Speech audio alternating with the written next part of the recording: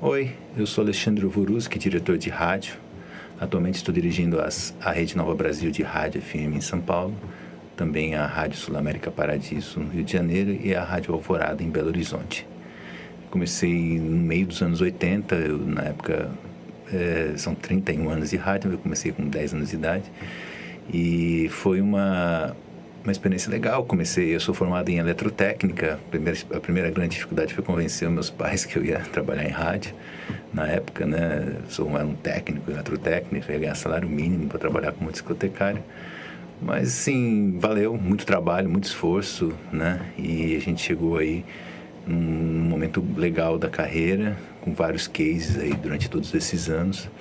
E depois eu comecei na Bandeirantes em 85, depois fui para Transamérica, passei basicamente por todas as grandes rádios de São Paulo e em 93 cheguei na Jovem Pan de São Paulo e com isso montamos na época a Rede Jovem Pan FM, talvez um dos grandes cases do rádio, a maior rede de rádios do Brasil.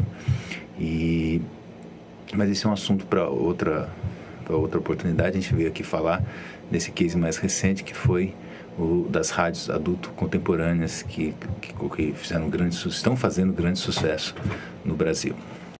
Em 2008, provavelmente com o sucesso da JB e da Tarde, fui convidado para assumir a direção da Alvorada FM e comecei o processo e realmente foi mais um estrondo, foi até mais rápido que as outras.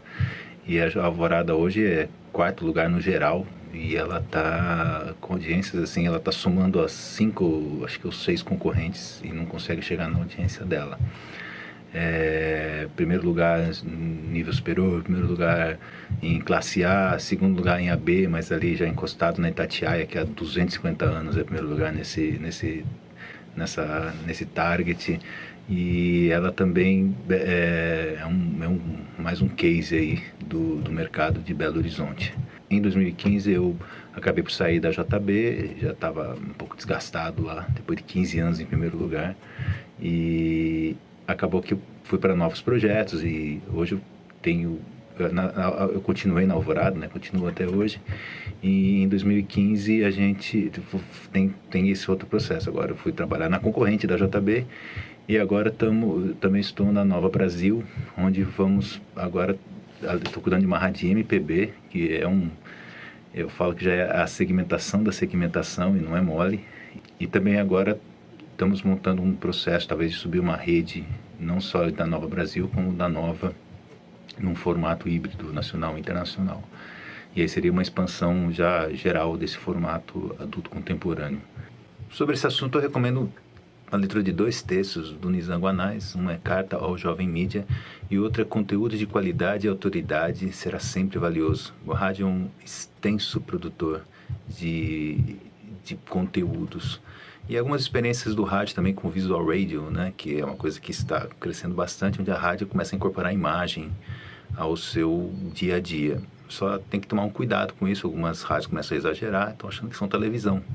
Na verdade, rádio é rádio, televisão é televisão. Você pode, em alguns momentos, quando você tem programas assim extremamente interessantes, grandes entrevistas, você pode levar a imagem para o ouvinte que queira assistir, mas nunca esquecendo que você está fazendo o programa para as pessoas ouvirem.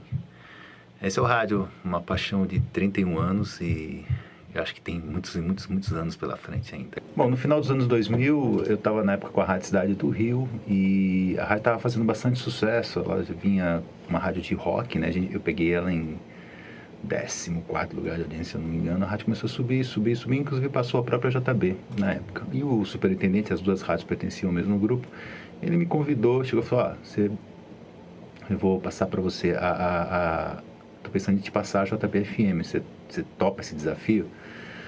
Aí eu pensei, falei, nossa, porque fazia tempo que eu já estava querendo mexer com rádio adulto contemporâneo, era um segmento que eu via muito mal explorado aqui no Brasil, porque basicamente você tinha 2 tipos de rádio adulto contemporâneo, né? Ou era aquela rádio do sistema, quando tinham várias rádios no mesmo sistema, que acabava ficando lá no cantinho, tocava um monte de música estranha e, é adulto, é estranho, é diferente, vai ser isso. Ou então era uma rádio que refletia especificamente o gosto do dono, né? O dono gosta disso, toca aquilo, toca ali para os amigos dele, porque parecia mais ou menos o que acontecia com a grande maioria das rádios.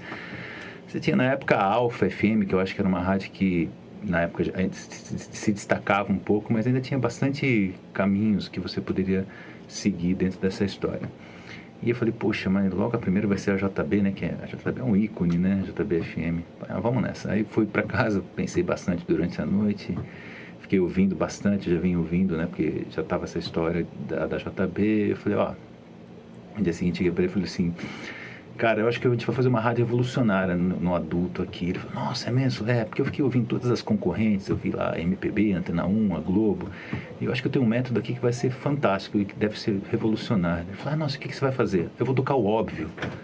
Aí foi aquele choque, aquele susto, né? Não, porque ó, nenhuma rádio adulta aqui do Rio de Janeiro toca Michael Jackson, Madonna, Phil Collins, Elton John, e tocam, óbvio, um pouco de Marisa Monte, um pouco de Ana Carolina e tal, mas assim, não tem uma programação que se pode dizer de sucessos ou de grandes standards adulto contemporâneo.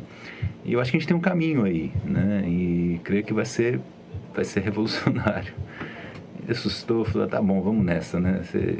Vamos ver o que vai dar. E a gente começou. A gente foi só para limpar o playlist, que tinha 5.000 músicas no playlist. A gente levou 2 meses aqui com a equipe e começamos o trabalho. Provavelmente o Leleco vai estar mostrando, enquanto eu falo, os gráficos da JB.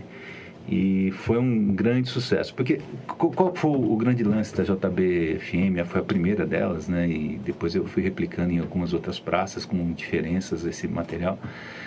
Ela se tornou uma rádio... Era uma rádio competitiva. Ela não era uma rádio simples. Uma parte que acabou ficando de fora, mas seria legal acrescentar, é sobre a internet. Todas as rádios adultas e... Não, vamos de novo. Uma coisa que... Algo que foi muito importante, tanto no crescimento da JB, quanto da TAD, quanto da Alvorada, foi o uso da internet, cada vez mais importante. Isso é uma outra coisa que sempre foi muito... um pouco menosprezado pelas rádios adultas, mas a gente fez um uso extensivo disso daí. É lógico que o público adulto... Pelo menos naquela época, agora está, né, hoje muito comum o pessoal estar no Facebook acima de 30, de 40, mas naquela época não era tanto, era uma coisa mais dos jovens e tal. Então no começo os resultados não eram, no começo dos anos 2000, 2002, assim, os resultados deixavam bastante a desejar, mas continuamos insistindo.